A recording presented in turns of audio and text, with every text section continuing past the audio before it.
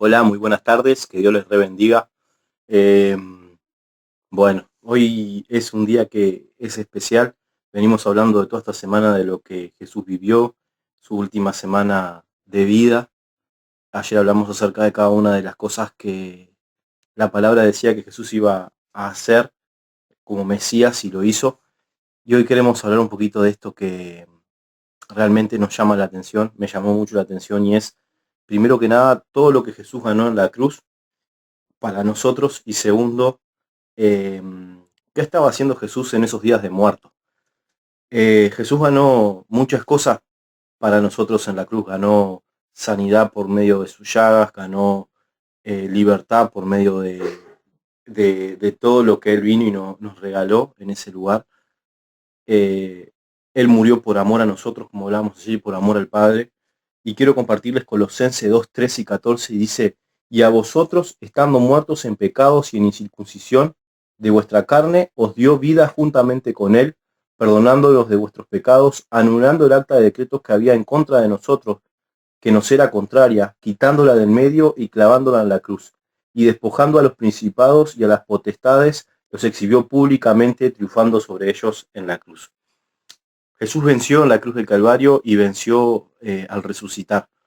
Cuando Él muere, como hablábamos, pensaban muchos que, aún el diablo pensó que estaba ganando, los fariseos pensaron que estaban ganando, los escribas pensaron que estaban ganando, pero en realidad no entendían cuál era el propósito de Dios. El propósito de Dios era entregar un cordero sin mancha, como pedía en el Antiguo Testamento, que llevara todo el pecado de nosotros. Tenía que ser sin pecado. Si ustedes se acuerdan, en el principio Adán pecó y por causa de él entró la muerte al mundo, pero con Jesús, sin un solo pecado y su muerte, entra la vida al mundo. Entonces, nosotros tenemos vida y vida en abundancia por medio de Jesucristo. Ahora, había un acta que nos era contraria. Había la palabra dice que la paga del pecado es la muerte, mas la dádiva de Dios, es decir, el regalo de Dios, es vida eterna en Cristo Jesús. Entonces, por medio de Jesucristo, en Jesucristo nosotros podemos encontrar vida y vida en abundancia. Después, la palabra dice en Romanos 5 que fuimos enemigos de Dios, pero también fuimos reconciliados con Dios por medio de la muerte del Hijo, mucho más estando reconciliados seremos salvos por su vida.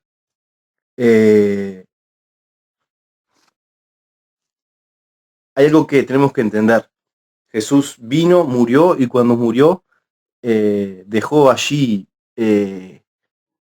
a todos, como dice el versículo, exhibió públicamente a los principados y a las potestades. Es decir, todo el grupo que estaba haciendo maldad quedó exhibido, quedó puesto ahí adelante para que no puedan hacernos mal. Después hay un versículo en Romanos también que dice que si confesamos con nuestra boca que Jesús es el Señor y creyéramos en nuestro corazón de que Dios lo levantó de los muertos, seríamos salvos. Es decir, todo fue por medio de aquel que nos amó y que vino y murió por nosotros. Este versículo me encanta. Gálatas 2, 19 y 20 dice, Pablo decía, porque yo por la ley muerto soy para la ley, a fin de vivir para Dios. Con Cristo estoy juntamente crucificado, y ya no vivo yo, mas vive Cristo en mí. Y lo que ahora vivo en la carne, lo vivo en la fe del Hijo de Dios, el cual me amó y se entregó a sí mismo por mí. Entonces, Jesús se entregó por amor a nosotros y por medio de él es como si él hubiéramos, es decir, es como si no, él murió por nosotros, él murió en nuestro lugar y allí fue como que tomó nuestro lugar y fue crucificado en el lugar que nos correspondía a nosotros.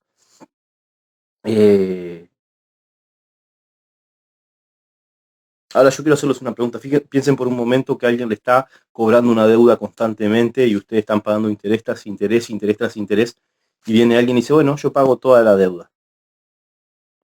Ya no hay de qué acusarte, ya no hay de qué cobrarte. Y eso fue lo que Jesús vino y hizo.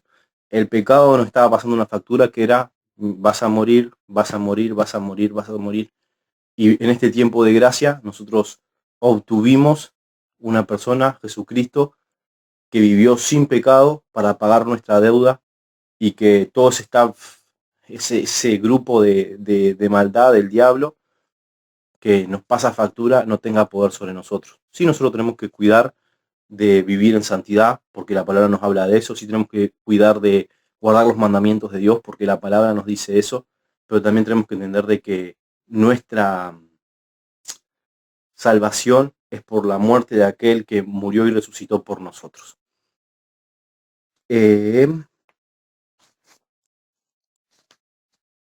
Y un versículo más en Romanos 8.1 que dice, ahora pues ninguna condenación hay para los que están en Cristo Jesús, los que no andan conforme a la carne, sino conforme al Espíritu. Es decir, Dios nos permitió andar conforme al Espíritu por medio de Jesucristo. Es decir, si no, no tendríamos acceso. Y después lo otro es, más al Dios de toda gracia, más a Dios gracia, el cual nos lleva siempre en el triunfo de Cristo Jesús y por medio de nosotros manifiesta en todo lugar el olor de su conocimiento. 2 Corintios 2.14. Es decir,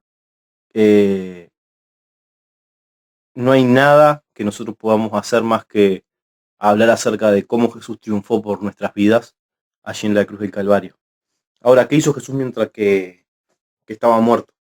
¿Qué hizo Jesús mientras que nadie sabía qué había pasado y estaba apagándose de alguna forma la esperanza de todo el mundo hasta que el domingo resucitó? Nosotros sabemos, leemos la Biblia y tenemos la fe porque lo podemos leer, y aún sin haberlo visto sabemos todo lo que Jesús ha hecho y lo que Dios ha hecho, y podemos decir, qué tremendo. Podemos tener fe en este hermoso libro que Jesús nos dejó, que Dios nos dejó por medio del Espíritu Santo. Pero yo les pregunto, ¿cómo nos hubiéramos sentido como discípulos de Jesús viendo que caminamos 3 años con una persona que nos dice que va a resucitar y estar esperando ahí expectantes, ¿no? Quizás con pocas ganas, quizás como medio difícil, pero 3 días de angustia. Y en esos 3 días sabemos nosotros que mañana Jesús resucita y mañana vamos a hablar de eso. Pero en estos 2 días Jesús estuvo haciendo algo y quiero leerlo. Dice, porque también Cristo padeció una sola vez por los pecados, el justo por los injustos, para llevarnos a Dios, siendo a la verdad muerto en carne, pero vivificado en espíritu, el cual también fue y predicó a los espíritus encarcelados, los que en otro tiempo desobedecieron, cuando una vez estaba la paciencia de Dios en los días de Noé, mientras se preparaba el arca, el cual pocas personas, es decir, 8, fueron salvadas por agua. El bautismo que corresponde a esto ahora nos salva, no quitando la inmundicia de la carne, sino como la aspiración de una buena conciencia hacia Dios, por la resurrección de Jesucristo, quien habiendo subido al cielo está a la diestra de Dios, y están sujetos ángeles, autoridades, y a él están sujetos ángeles, autoridades y potestades. Este versículo está medio enredado, pero quiero explicarlo un poquito. Dice que Jesús, en espíritu, vivificado en espíritu, después de haber padecido, fue y predicó a los espíritus encarcelados. Hay otro versículo que dice que él descendió al Seol. Mucha gente dice que el Seol es el infierno, otros dicen que es como un purgatorio donde la gente del Antiguo Testamento que no fue en contra de Dios, sí pecó, sí hizo cosas, está esperando de alguna forma que llegue el día del juicio. Pero que no es el infierno, es como el lugar de la muerte, vamos a decir, el lugar donde descansa la gente. Hay gente que dice que eso no existe y que bajó directamente al infierno y está esperando el día del juicio. Sí sabemos que Dios rescató las llaves del Hades, que también es distinto al infierno. Por eso les digo, es muy complejo el tema, pero quiero explicarlo. ¿Qué estuvo haciendo Jesús? Jesús descendió al lugar donde hay gente muerta, no sabemos si es el infierno, no sabemos si es el Hades, no sabemos dónde están los espíritus de esa gente encarcelada que estaba esperando, y Jesús les predicó. Tan simple como eso, les dio un mensaje, les dio el mensaje de que Él había muerto y que Él iba a resucitar. un mensaje de vida nueva, un mensaje de vida abundante. Ahora, en lo personal, creo que es a esa gente que estaba esperando de un cordero, porque muchos habían sacrificado corderos a lo largo de todo el Antiguo Testamento, esperando la salvación de un cordero santo que les diera entrada a ese cielo hermoso que vamos a tener conjuntamente con papá.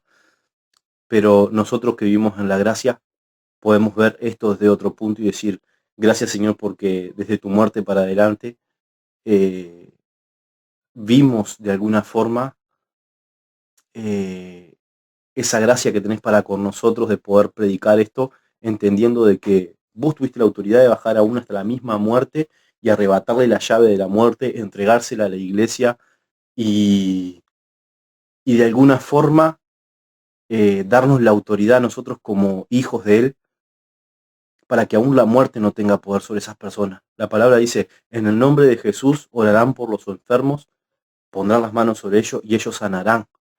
Eh, y aún la palabra dice que cosas mayores que las que Jesús hizo nosotros íbamos a hacer si creíamos en Él, si lo amábamos a Él.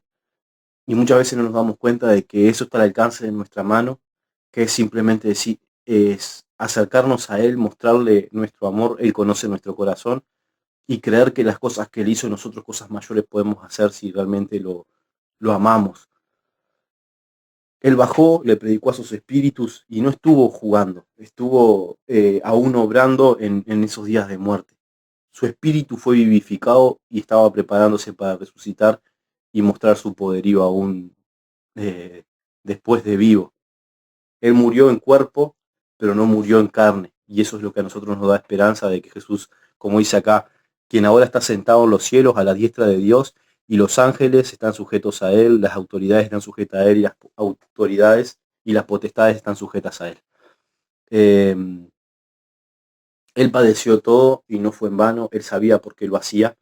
Así que quiero animarlos a que puedan entender eh,